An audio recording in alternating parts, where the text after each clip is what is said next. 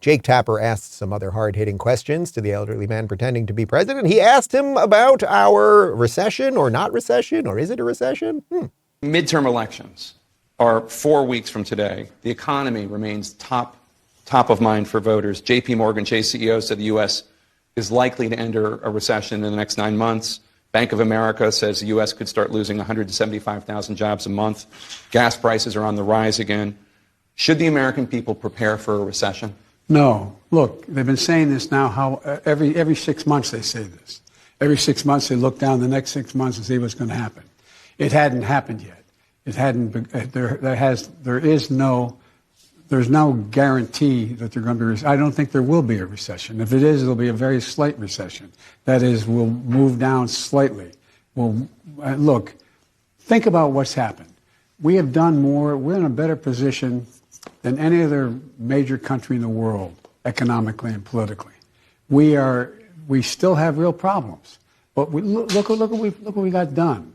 We passed so much legislation that significantly makes a point about, for example, the American Rescue Plan, the legislation to deal with inflation, the Inflation Act. We moved along.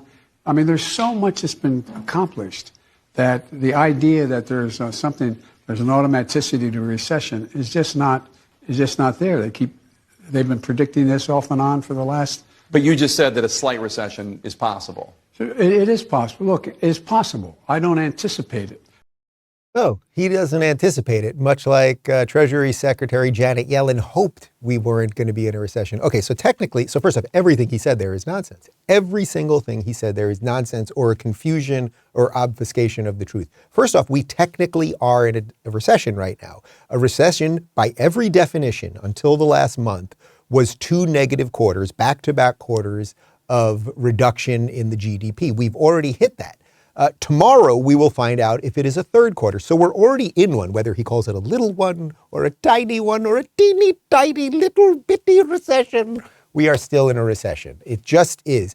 And then he talks about, it's funny, he called it the Inflation Act. He forgot to say reduction. It was called the Inflation Reduction Act.